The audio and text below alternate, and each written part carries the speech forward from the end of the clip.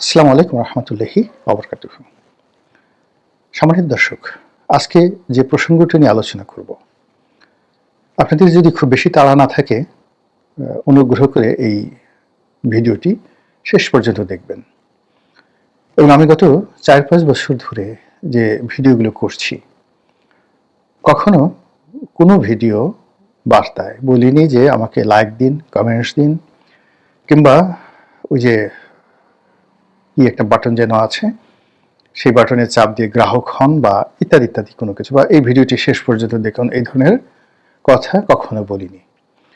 কিন্তু আজ এই কথাটা বললাম এই কারণে যে তালুত এবং জালুতের কাহিনী পবিত্র কালামে পাকে যেভাবে বর্ণনা করা হয়েছে, এবং বিশ্বের অন্য যে সকল বিখ্যাত গ্রন্থ সমূহ রয়েছে, তার মধ্যে ধর্মগ্রন্থ বাইবেলের ওল্ড টেস্টামেন্ট এবং নিউ টেস্টামেন্ট, এই দুটো অধ্যায়তে দ্য বুক অফ স্যামুয়েল, সেখানে হজরত তালুত আলাইহিসসালাম, কেউ বলেন তিনি নবী ছিলেন, কেউ বলেন তিনি নবী ছিলেন না, আল্লাহ ভালো জানেন, আমরা তাকে নবী মনে করি আজকে এই বক্তব্যটি উপস্থাপন করব।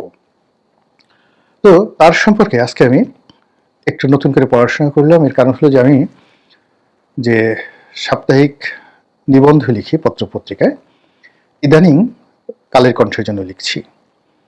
প্রতি বুধবারে কালের কণ্ঠে যে নিবন্ধটি ছাপা হয় উপসম্পাদকীয়, তার জন্য এই একই শিরোনামে একটা লেখা লিখেছি। তো পাঠকদের জন্য সেই লেখা লিখতে গিয়ে আমি যে অধ্যয়নগুলো করলাম এবং আমার যে আর্ত উপলব্ধিগুলো হলো, সেই বিষয়গুলো আপনাদের সঙ্গে শেয়ার করাটা আমার কাছে মনে হচ্ছে আমার অবশ্য কর্তব্য। কারণ আজকের এই ভিডিওর মাধ্যমে যদি একজন মানুষ উপকৃত হন কিংবা কারো বোধোদয় হয়, তাহলে আল্লাহ রাব্বুল আলামিন যে আমাকে জ্ঞান দিয়েছেন, কথা বলার ক্ষমতা দিয়েছেন, একটা প্ল্যাটফর্ম দিয়েছেন, এগুলোর শুকরিয়া আদায় করা হয়ে যাবে। এই জন্য মূলত অনুরোধ করলাম। কালের কণ্ঠের জন্য যে লেখাটা লিখছি, সেটি মূলত আমাদের মহান বিজয় দিবস। এই বিজয় দিবস অন্যান্য বছর যেভাবে আনন্দের ছিল, এইভাবে এইবারের যে বিজয় দিবস যেভাবে আমাদের কাছে এসেছে, অনেকটা রোদন ভরা বসন্তের মতো। রবীন্দ্রনাথের সেই বিখ্যাত গান, রোদন ভরা বসন্ত সখী আসিনি কভু আগে। এরকম বিজয়ের মাসে যা দেখছি তা দেখার কথা নয়, যা শুনছি তা শোনার কথা নয়, যা বলছি তাও বলার কথা নয়। আমাদের বিজয় দিবস ছোটকাল থেকে দেখে আসছি। এই দিবসটিকে সামরিকভাবে উদযাপনের জন্য আমাদের সেনাবাহিনী কুচকাওয়াজ প্রদর্শন করে। উপজেলা পর্যায়ে এই দিবসটিকে পালন করার জন্য উপজেলা প্রশাসন প্যারেডের আয়োজন করে। আমি যখন সংসদ সদস্য ছিলাম, 5টি বছর আমাকে এই প্যারেডে অংশগ্রহণ করতে হয়েছে। আর আপনাদের সবারই মনে আছে যে ছাত্র জীবনে, কি প্রাইমারিতে কিংবা হাই স্কুলে, আমাদের এই বিজয় দিবসকে কেন্দ্র করে সারা দিন বিরাট একটা কর্মসূচি থাকতো শিশু মনে। এর ফলে কি হলো, স্বাধীনতা, সার্বভৌমত্ব, জাতীয় পতাকা এবং দেশাত্মবোধ একটি শিশুর মন এবং মননে যেভাবে অনুপ্রবেশ করত, যা পরবর্তীকালে আমার সোনার বাংলা আমি তোমায় ভালোবাসি, বা বাংলাদেশ, জীবন বাংলাদেশ আমার, মরণ বাংলাদেশ, আপনি যেভাবে বর্ণনা করেন না কেন, দেশপ্রেম আপনার হৃদয়ের মধ্যে উৎসরিত হতো। কিন্তু এইবার এসে যে বিরূপ পরিস্থিতি, সেই বিরূপ পরিস্থিতিতে সরকার সিদ্ধান্ত নিয়েছে এবছর কোনো সামরিক কুচকাওয়াজ হবে না, যেভাবে গত বছর কিন্তু হয়নি। তো অন্যান্য যে সকল ঘটনা, সেই ঘটনার ফলে এখন আমাদের অনেকের মুখ দিয়ে কথা বেরোচ্ছে যে আমাদের স্বাধীনতা এবং সার্বভৌমত্বের যে অনুভূতি, সেই জায়গাটা কোথায় যাচ্ছে। যে জাতি স্বাধীনতার স্বপ্ন দেখে না, আল্লাহ রাব্বুল আলামিন কখনো তাদেরকে স্বাধীনতা দান করেন না। আবার কোনো কোনো জাতি শত শত বছর, হাজার হাজার বছর ধরে স্বাধীনতার স্বপ্নে বিভোর থাকে, তারপর আল্লাহ রাব্বুল আলামিন তাদেরকে স্বাধীন করেন। কিন্তু পরবর্তীতে আবার দেখা গেল সেই জাতি তাদের অবাধ্যতা এবং তাদের যে অকৃতজ্ঞতা ইত্যাদি নানা রকম বদগুণের কারণে আল্লাহ রাব্বুল আলামিন তাদের উপর থেকে সেই নিয়ামত তুলে নেন। এবং এরকম ঘটনা যখন একটা কোনো জাতির জীবনে ঘটে, দ্বিতীয়বার আর তাদের কাছে সেই নিয়ামত ফিরে এসেছে, এরকম নজির খুব অল্প। তো তালুত এবং জালুতের যে কাহিনী, সেই কাহিনীর মধ্যে যে সকল বিষয় মহান আল্লাহ রাব্বুল আলামিন তার বান্দাদের নিকট বলার চেষ্টা করেছেন, সেটা হলো যে নেতৃত্ব, দেশাত্মবোধ, অনুশোচনা, জাতীয় চরিত্র গঠন, আনুগত্য ইত্যাদি বিষয়ে আল্লাহ রাব্বুল আলামিন কি ধরনের মানে মানুষের যে মানবিক আচরণ পছন্দ করেন তা এই কাহিনীর মধ্যে পবিত্র কালামে পাকে বর্ণিত হয়েছে।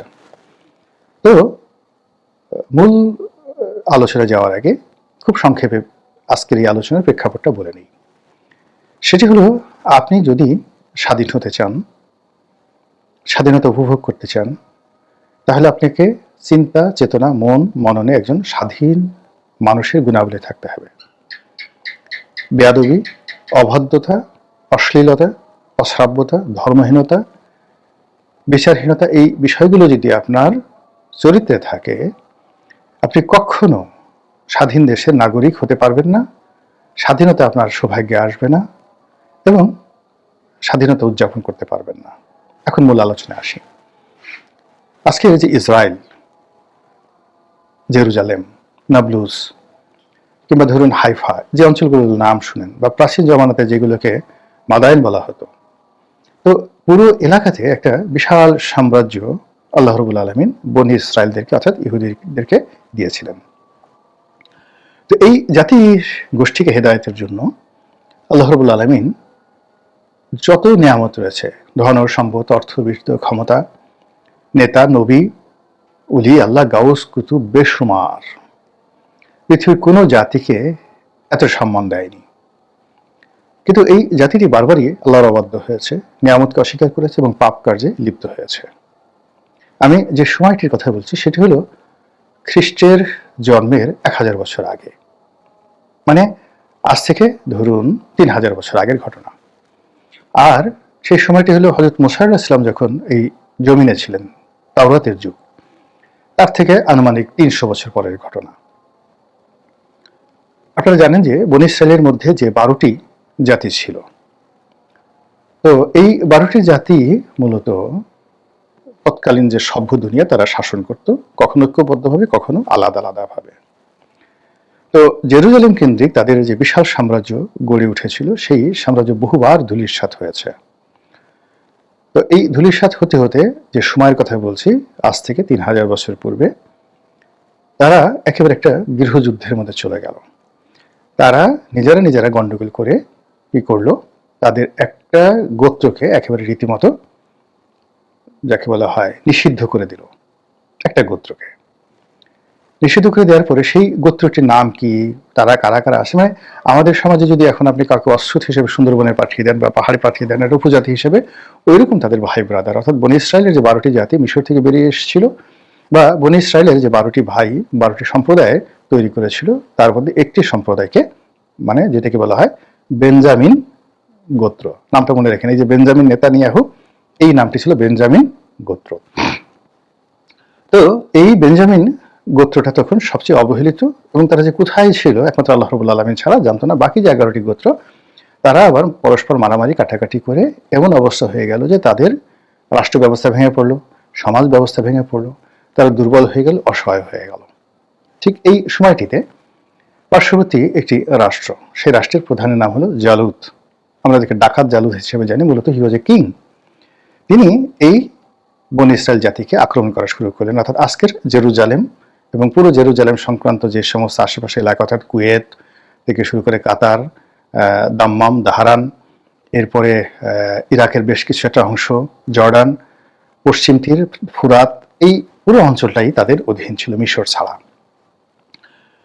তো যাই হোক, এখন এই যে জালুত এদেরকে আক্রমণ বারবার করে, কত বছর যাবত করে একমাত্র আল্লাহ রাব্বুল আলামিন জানেন। তারা নিঃশেষ হতে হতে হতে হতে একেবারে ভিখারি হয়ে গেলেন সবাই। কিন্তু তারপরে জালুতের অত্যাচার থামে না। জালুত তাদের মেয়েদের ধরে নিয়ে যায়, ছেলেদের ধরে নিয়ে যায়, যুবকদেরকে ধরে নিয়ে যায়, বিক্রি করে ফেলে। এবং জালুতের আক্রমণ থেকে বাঁচার জন্য তারা বিভিন্ন এলাকাতে পালিয়ে বেড়ান। এবং 3000 বছর আগে আজকে যে মধ্যপ্রাচ্যের চিত্র আজকের মতো ছিল না। পাহাড় পর্বত, বনভূমি, আরো অনেক কিছু ছিল, হরমোরা রাজি ছিল। আপনি দেখুন যে এই যে আমরা এখন সাহারা মরুভূমি, এটা একসময় মানে আমাদের বাংলাদেশের মতো এরকম তৃণভূমি ছিল। এনিওয়ে, তো তারা পালিয়ে থাকে কিন্তু রক্ষা পায় না। এই অবস্থায় তারা অনুশোচনা শুরু করলো যে একটা সময় আমাদের কত দিন ছিল, ভালো দিন ছিল, সুন্দর দিন ছিল। আমরা নিজেরা মারামারি করে কাটাকাটি করে সেই দিনগুলো শেষ করে দিয়েছি। আমাদের রাষ্ট্র ছিল, আমাদের সেনাপতি ছিল, রাজা ছিল। আমাদের এই রাজ্য সুখ সম্পদে অনেক যাকে বলা হয় পৃথিবীর মধ্যে সবচেয়ে সুন্দরতম একটি রাষ্ট্র ছিল। আমরা সেটা নিজেরা ধ্বংস করেছি। হায় আল্লাহ, এখন আমাদের কি হবে? তারা কান্না শুরু করলো এবং তারা বারবার আল্লাহর কাছে প্রার্থনা জানাতে লাগলো যে হে আল্লাহ, আমাদেরকে একজন ভালো নেতা দান করেন, অতি উত্তম নেতা দান করেন।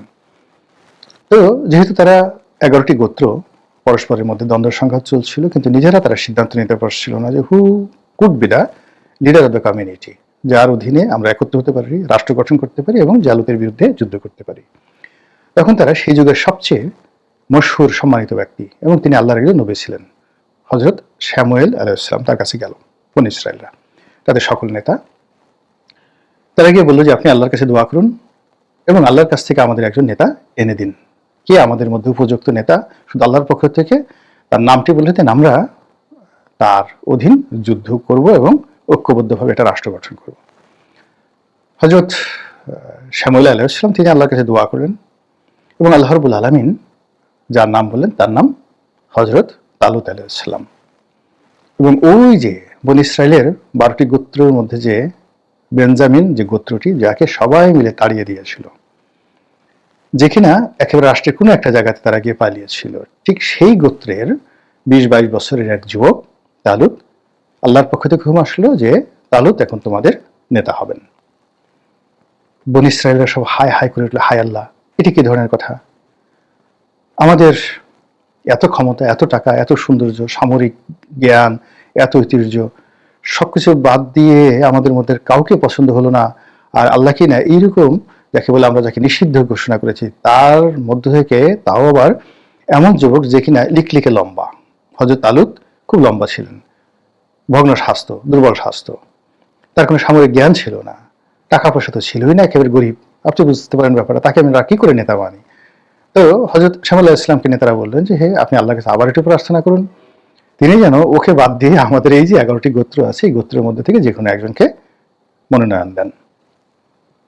হযরত শামুয়েল আলাইহিস সালাম বলল যে হবে না, আল্লাহর সিদ্ধান্ত চূড়ান্ত। তোমাদেরকে যদি বর্তমান অবস্থা থেকে রক্ষা পেতে হয়, মুক্তি পেতে হয়, তাহলে তোমাদের যে অহংকারী মন, উদ্যত মন, সেই উদ্যত মনকে অবনত করো এবং আল্লাহর সিদ্ধান্ত মেনে তার অধীনে যুদ্ধ করো। আল্লাহর সাহায্য, প্রাকৃতিক সাহায্য, খোদাইয়ের সাহায্য তোমাদের জন্য কার্যকর হবে, আদারওয়াইজ তোমরা এইভাবেই নিন্দিত হতে থাকবে। তো বনী ইসরাইল জাতি এতটা নির্যাতিত, নিপীড়িত হচ্ছিল যে তখন তাদের অহমিকাবোধ চলে গেল। তারা সবাই হযরত তালুত আলাইহিস সালামের নেতৃত্ব মেনে নিলেন এবং তার নেতৃত্ব মেনে যুদ্ধে গেলেন। সেই যুদ্ধে জয়লাভ হলো, অনেক বড় লম্বা কাহিনী, আমি আর সেদিকে যাব না। সেই যুদ্ধের পরে যে একটা ডাইনেস্টি তৈরি হলো, সেই ডাইনেস্টি অর্থাৎ হযরত তালুত আলাইহিস সালাম, কেউ বলেন 20 বছর, কেউ বলেন 40 বছর তিনি রাজ্য শাসন করেছেন, বিশাল এক সাম্রাজ্য গঠন করেছেন। তার মৃত্যুর পর তার সন্তান 2 বছরের জন্য শাসন করেছে। এরপর তার মেয়ের জামাই হযরত দাউদ আলাইহিস সালাম তিনি রাজত্ব লাভ করেন।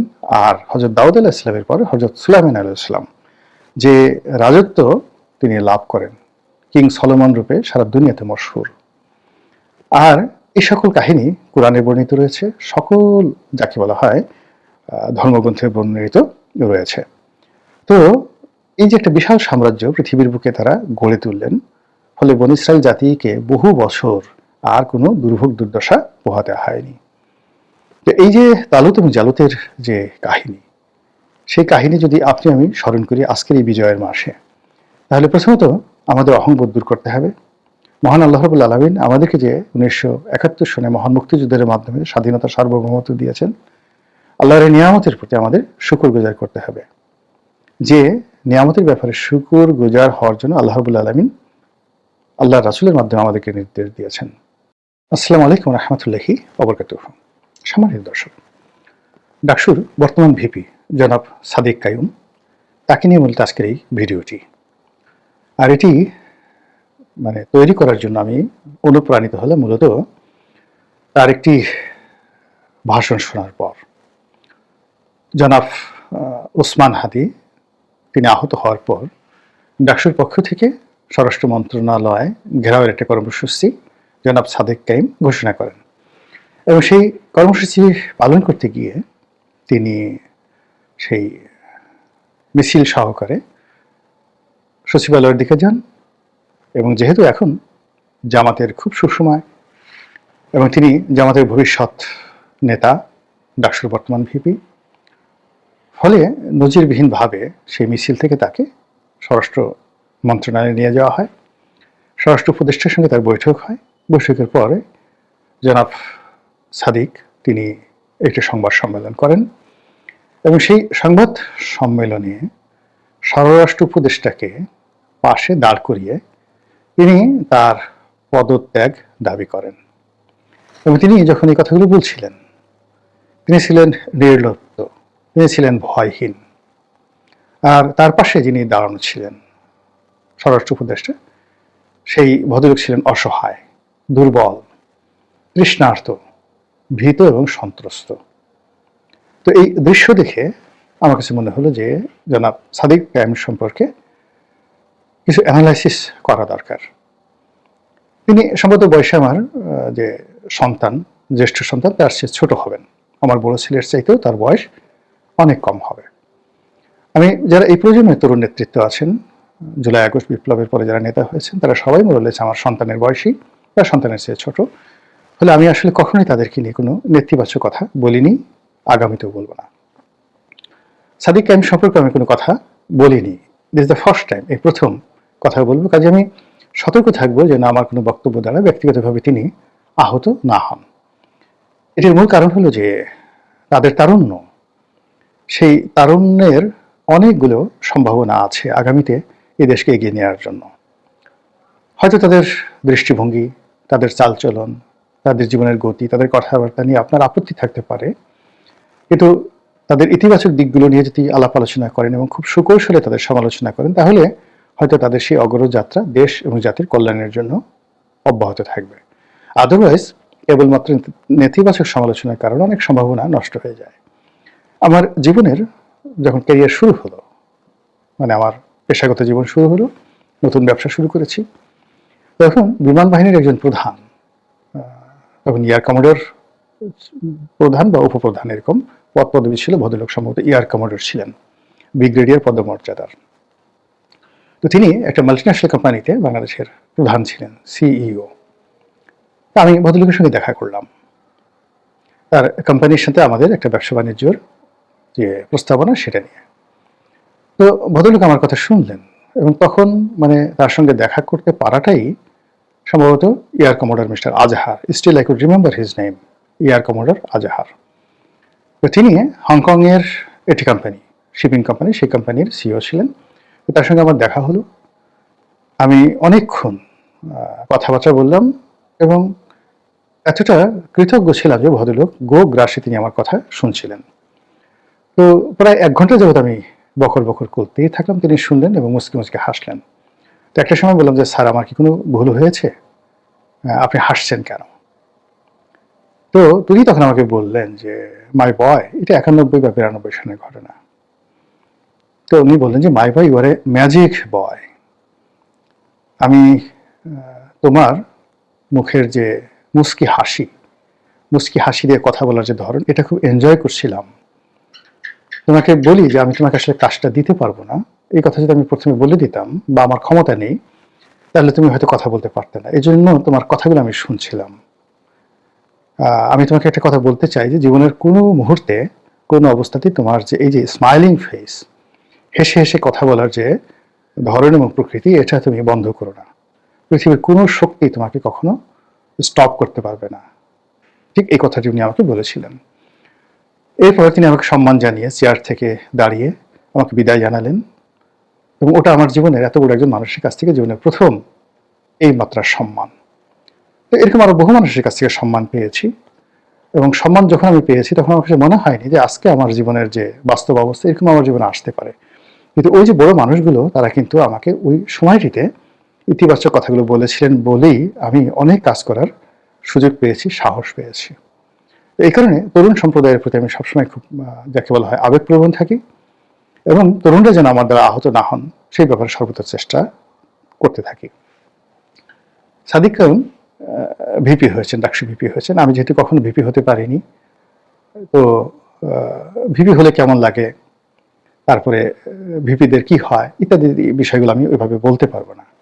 তবে সাদিক কাইয়ুম যা হতে চান, তিনি যাকে বলা হয় এমপি হতে চান, আমি তো সে এমপি হয়েছি। তিনি মন্ত্রী হতে চান, আমি মন্ত্রী হইনি, বাট আমার হওয়ার সুযোগ এখনো আছে, আর অতীতেও ছিল। 2 নম্বর হলো যে তিনি ধনসম্পদ অর্জন করে সুন্দর একটি সুখী জীবন যাপন করতে চান, সেটা আমি অর্জন করেছি। একটা মানুষের এই বাংলাদেশের প্রেক্ষাপটে যতটুকু সম্মানজনক জীবিকার জন্য দরকার আল্লাহ সবই দিয়েছে। তো কাজেই তাকে নিয়ে আমি কথা বলতে পারি, অনেকগুলো কথা বলতে পারি। প্রথমত তিনি এখন যেখানে আছেন এই জায়গাতে তার যে উপস্থিতিটি, এটি অভিনব। ইতিপূর্বে এইভাবে আসলে ডাকসুর ভিপি পদে কেউ তার মতো আসেনি, বিশেষ করে এত তরুণ বয়স। আমি জানি না এখন তার বয়স আর নুরু যখন ভিপি হলেন তার বয়স, এই দুয়ের মধ্যে কে বেশি বয়সে তরুণ। 2 নম্বর হলো যে তার মুখে সবসময় যে একটা হাসি থাকে, এটা খুবই উৎসাহ ব্যঞ্জক, এবং হাসির সময় তার গালে টোল পড়ে, এটা আরো মারাত্মক। মানে বিশেষ করে মেয়েদের প্রেম, তারপরে সমাজের প্রতিষ্ঠা লাভ করা, খ্যাতি অর্জন করা। আপনি শাহরুখ খানের কথা চিন্তা করেন, গালে টোল পড়া ছেলে কিন্তু খুব অল্প হয়। মেয়েদের গালে টোল পড়ে, অনেক মেয়েদের গালে টোল পড়ে, কিন্তু ছেলেদের গালে টোল পড়ে এবং আকর্ষণীয় হাসি, দাঁত, ঠোঁট, চোখ এবং যাকে বলা হয় মুখের ওই যে অভিব্যক্তি যেটি সাদিক কাইয়ুমের আছে, এটির সঙ্গে আপনি দিলীপ কুমার অথবা শাহরুখ খানের যে হাসি অভিব্যক্তির চিন্তা করতে পারেন। এরপরে যেটি হলো যে তিনি এসেছেন একটি প্রান্তিক জনগোষ্ঠী থেকে এবং প্রত্যন্ত অঞ্চল থেকে, একটি পাহাড়ি অঞ্চল থেকে, সম্ভবত খাগড়াছড়ি, ওখান থেকে। তার জীবনের যে বিবর্তন, ইসলামী ধারায় তিনি শিক্ষা অর্জন করেছেন, মাদ্রাসায় পড়েছেন, সেখান থেকে ঢাকা বিশ্ববিদ্যালয়ে এসেছেন। তো সেখান থেকে এসে যে প্রক্রিয়াতে তিনি এই জায়গাতে পৌঁছে গেছেন, এটি বাংলাদেশে সাদিক কাইয়ুম ছাড়া অতীতে কারো জীবনে এরকম ঘটনা ঘটেনি এবং সম্ভবত আগামীতে এরকম ঘটনা ঘটবে না। তিনি শৈশব থেকে ছাত্র শিবির করতেন। ঢাকা বিশ্ববিদ্যালয়ে এসে নিজের পরিচয় গোপন করে ছাত্রলীগের মধ্যে তিনি ঢুকে গিয়েছিলেন এবং ওই অবস্থাতে বিশ্ববিদ্যালয়ের ছাত্র রূপে তিনি প্রধানমন্ত্রী শেখ হাসিনার খাস কামরায় ঢুকে যেতে পেরেছিলেন এবং প্রধানমন্ত্রী শেখ হাসিনার সঙ্গে তার ছবি রয়েছে। তো ছাত্র অবস্থায় এতটা নিখুঁত অভিনয়, এতটা সাহসিকতা এবং এতটা অনবদ্য নৈপুণ্য আমার তো কল্পনাই করা যায় না। আমি তো একেবারে মানে বিসমিল্লাহ আমি ধরা পড়ে যেতাম, 1 মিনিটের মধ্যে আমি ধরা পড়ে যেতাম। তো সেক্ষেত্রে পুরো জমানা, সাদিক কাইয়ুম আওয়ামী লীগের পুরো জমানাটা যেভাবে তিনি কৌশলতা দিয়ে, কর্মকৌশলতা দিয়ে, বুদ্ধিমত্তা দিয়ে, প্রজ্ঞা দিয়ে তিনি আওয়ামী লীগের মধ্যে, ছাত্রলীগের মধ্যে বিলীন হয়েছিলেন, এইরকম ঘটনা বাংলাদেশে ইতিপূর্বে কখনো ঘটেনি। এটি হয়তো মিস্টার পুতিন কেজিবির অভিজ্ঞতা নিয়ে বলতে পারবেন। ভারতের এখন যিনি নিরাপত্তা উপদেষ্টা রয়েছেন অজিত দোভাল, তিনি বলতে পারবেন। আমাদের বাংলাদেশে এরকম মাসুদ রানা আছে গল্পে, বাস্তবে এরকম কোনো লোক নাই, কিন্তু মিস্টার ভ্লাদিমির পুতিন অথবা অজিত দোভাল, তারা বিভিন্ন সময় গোয়েন্দা কর্মে তারা যে পারঙ্গমতা দেখিয়েছেন, সাদিক কাইয়ুমের সঙ্গে এই তার যাকে বলা হয় একমাত্র তুলনীয়।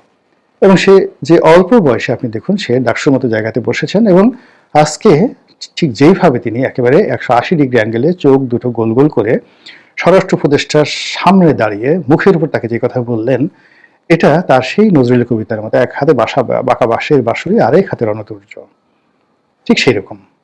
কাজেই যদি পরিস্থিতি অনুকূলে থাকে এবং আল্লাহর গজব নাজিল না হয়, তাহলে জনাব সাদিক কাইয়ুমের যে ভবিষ্যৎ, সেই ভবিষ্যৎ কেউ স্টপ করতে পারবে না। তিনি যদি জামাত ক্ষমতায় আসে, তিনি এমপি হবেন, মন্ত্রী হবেন, জামাতের আমির হবেন, এমনকি আমিরুল মুমিনিন হবেন। তার যদি মতিভ্রম না হয়, তার এই কৌশল যদি অব্যাহত থাকে, ভবিষ্যতে আওয়ামী লীগ যদি আবার ফিরে আসে তাতেও তার অসুবিধা হবে বলে আমি মনে করি না। শুধুমাত্র ইমানটা তার ঠিক রাখতে হবে। ইমানটা যদি ঠিক থাকে তাহলে কোথাও তার অসুবিধা হওয়ার কথা নয়, কর্ম যদি স্বাভাবিক থাকে। তো যার জন্য জনাব সাদিক কাইয়ুম আমার এই ভিডিওর মাধ্যমে আমি শুধু জামাতে যারা লোকজন আছেন তাদেরকে আমি বলতে চাই যে এই যুবককে আপনারা ধারণ করুন, নার্সিং করুন, তার কর্মকৌশলতাকে কাজে লাগান এবং তাকে আমিরের চেয়ার পর্যন্ত পৌঁছে দিন। আমিরের চেয়ার পর্যন্ত পৌঁছে দেওয়ার দায়িত্ব আপনাদের, বাকিটা দেখবেন যে সে অর্জন করে নিয়েছে। আসসালামু আলাইকুম রহমতুল্লাহি ওয়া সম্মানিত দর্শক, 2024 সনের যে 16 ডিসেম্বর, সেই 16 ডিসেম্বরে আমাদের যে রাষ্ট্রীয় কুচকাওয়াজ, সামরিক বাহিনীর মহড়া, এটি হয়নি। এবার বেশ ঘটা করে এই 16 ডিসেম্বরের যে কুচকাওয়াজ, এটি হওয়ার কথা ছিল, কিন্তু শেষ পর্যন্ত সেটি বাতিল করা হয়েছে। আমরা যারা স্বাধীনতার পর বড় হয়েছি, জন্মের পর থেকে আমরা দেখে আসছি যে প্রতি বছর 16 ডিসেম্বর তারিখে সেনাবাহিনীর কুচকাওয়াজ হয়, অন্যান্য বাহিনীরও হয়, অভ্যন্তরীণ এবং জাতীয় প্যারেড গ্রাউন্ডে যেদিন থেকে এটি শুরু হয়েছে, আর যেদিন থেকে টেলিভিশনে এই কুচকাওয়াজ প্রদর্শন শুরু হয়েছে। আমরা সেই শৈশব থেকে টেলিভিশনে সেই দৃশ্য ঘন্টার পর ঘন্টা বসে দেখতে অভ্যস্ত, এবং তখন থেকে আমাদের মনে কতগুলো স্বপ্ন। কেউ সেই বিমান বাহিনীর যে ফাইটার প্লেনগুলো, এগুলো উড্ডয়ন দেখে একটা শিশুর মনে পাইলট হওয়ার আকাঙ্ক্ষা জাগত। কেউ সেনাবাহিনীর প্যারেড দেখে কেউ সিপাহী হতে চাইতেন, কেউ সেকেন্ড লেফটেন্যান্ট হতে চাইতেন, কেউ মেজর কর্নেল, ব্রিগেডিয়ার হতে চাইতেন। কেউ রণার সঙ্গে চল চল চল ঊর্ধ্ব গগনে বাজে মাদল, এটার যে বাদ্য, এই বাদ্যর সঙ্গে লেপরাইট করতে করতে মুক্তিযুদ্ধের কথা স্মরণ করতেন। কেউ জাতীয় সঙ্গীতের সময় বা প্রেসিডেন্ট বা রাষ্ট্রপ্রধান যখন সালাম গ্রহণ করতেন, সেই দৃশ্য দেখার পরে কেউ রাষ্ট্রপতি হতে চাইতেন, কেউ সরকার প্রধান হতে চাইতেন, আর সেনাবাহিনীকে নিয়ে গর্ব করতেন। অনেকে আত্মতৃপ্ত হতেন, অনেকে নিরাপদ বোধ করতেন যে এই বাংলায় একটি সেনাবাহিনী আছে, যে সেনাবাহিনী আমাদের দেশ রক্ষার জন্য প্রস্তুত, আমাদের নিরাপত্তা দেওয়ার অতন্ত্র প্রহরী, আমরা তাদেরকে ভালোবাসি, তারা আমাদের জন্য জীবন দিতে প্রস্তুত। এই কারণে আমরা তাদেরকে শ্রদ্ধা করি, এবং তাদেরকে লালন পালন করা থেকে শুরু করে রাষ্ট্রীয় কোষাগার থেকে যে অর্থবৃত্ত দেওয়া হয়, বিনিময়ে তারা দেশের প্রয়োজনে জীবন দিতে রাজি থাকেন। এই যে বোধ, নাগরিক মনে যে বোধ, এই বোধ এই জাতীয় কুচকাওয়াজটির মাধ্যমে আমরা ধারণ করি। ব্যক্তিগতভাবে আমি বহু বছর ধরে এই কুচকাওয়াজ দেখি, কখনো সশরীরে, কখনো টেলিভিশনে, এবং গত সেই 20-25 বছর ধরেই, বিশেষ করে 2000 সেই কি বলবো 1/11-এর পর থেকেই আমি এই প্রতি বছর কুচকাওয়াজ এলে আমার চীনের কুচকাওয়াজ বা উত্তর কোরিয়ার কুচকাওয়াজ বা আমেরিকার কুচকাওয়াজ, এমনকি পাকিস্তানের যে সামরিক বাহিনীর কুচকাওয়াজ, এটা আমাকে আকর্ষণ করে। আমি অনেকগুলো ভিডিও শেয়ার করেছি এই কুচকাওয়াজের, যে তারা যেভাবে তাদের সৈন্যবাহিনীকে গঠন করেছে, এবং যতটা যাকে বলা হয় discipline, well trend, well ম্যানার্ড, well dress. আমার একটা স্বপ্ন বাংলাদেশ সেনাবাহিনীর যে চৌকুশ দলটি এরকম হবে। এই জন্য সেই প্রায় প্রতি বছরই 16 ডিসেম্বরের পরে আমি এরকম চায়নার বা উত্তর কোরিয়ার কিংবা রাশিয়ার ভালো ভালো যে সকল ফোর্স রয়েছে, যারা খুব ভালো প্যারেড করেন, তাদের ছবিগুলো আমি পোস্ট করি।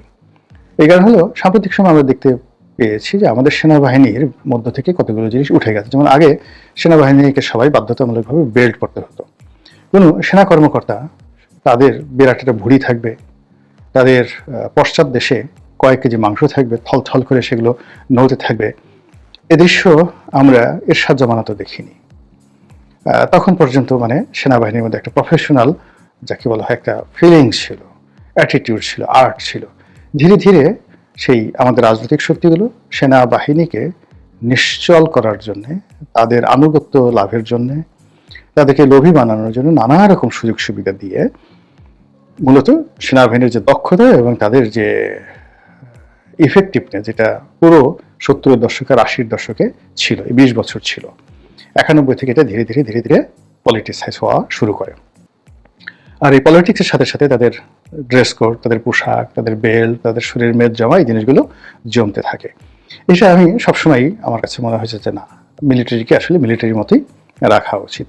তো এনিওয়ে, তারপরেও দেখা গেল যে আমার চাহিদার সঙ্গে কুচকাওয়াজটা সুন্দর হচ্ছিল না, কিন্তু তারপর আমি দেখতাম। কিন্তু গত 2 বছরে কি হলো? গত 2 বছরে এইটা একেবারে হলো না।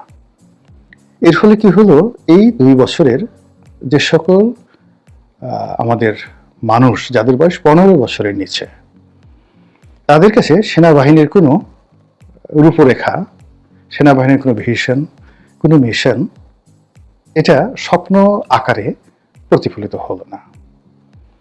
উল্টো সেনাবাহিনী সম্পর্কে যে সকল নেতিবাচক যে বিষয়গুলো ইদানিং হচ্ছে, বা ইতিপূর্বে যে সকল নেতিবাচক বিষয়গুলো রাজনীতিবিদরা প্রচার করেছে, ওইগুলো এই সামরিক কুচকাওয়াজ না হওয়ার কারণে সেগুলো আরো সামনের দিকে চলে আসতে থাকবে। এখন এই যে গত বছর হলো না, এই বছর হলো না, কারণটা কি? এই কারণে কেন আমরা প্রশ্ন করতে পারছি না? এই কুচকাওয়াজ না হওয়ার পেছনে যারা দায়ী, আমরা কেন তাদেরকে জিজ্ঞাসা করতে পারছি না যে কেন?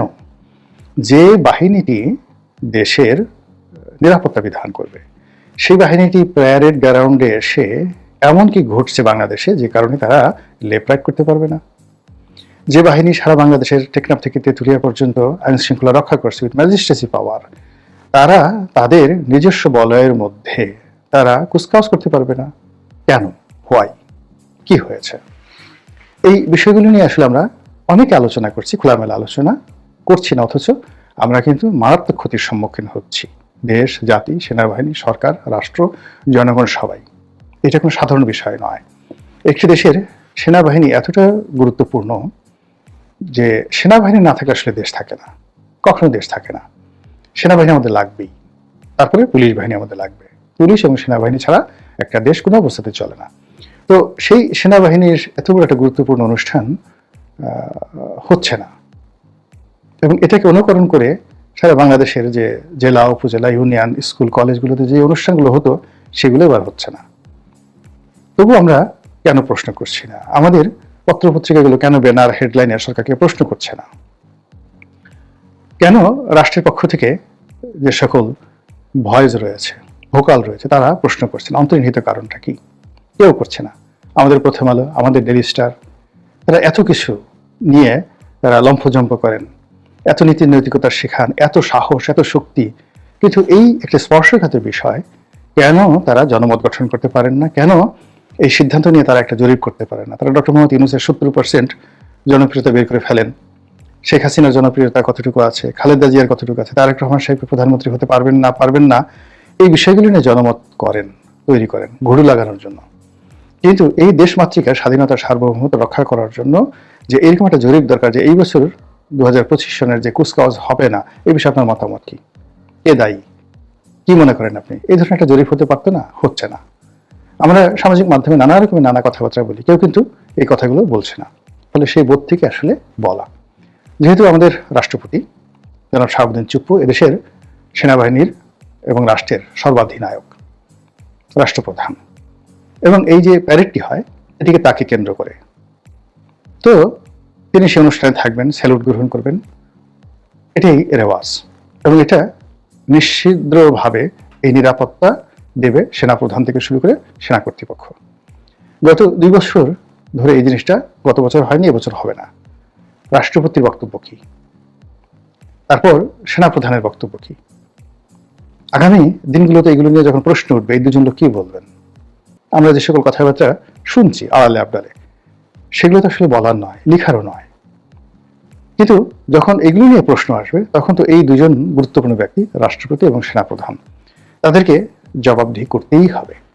তো সেক্ষেত্রে আমি মনে করি যে তারা দুজন যদি জাতির সামনে তাদের এই সময়টিতে কুচকাওয়াজ না হওয়ার কারণটা কি একটু ব্যাখ্যা করতেন, আর এগুলোর ফলে তাদের কি উপকার হলো, আর যদি কুচকাওয়াজ হতো তাহলে দেশ, জাতির এবং সেনাবাহিনীর কি ক্ষয়ক্ষতি হতো, রাষ্ট্রপতির এমন কি সমস্যা হতো, এই বিষয়গুলো বললে একটু বাঙালি হিসেবে আমরা যে যার অবস্থান থেকে 2 পয়সা হলেও তো রাষ্ট্রকে দেই, আমরা একটু হলেও শান্তি পাই।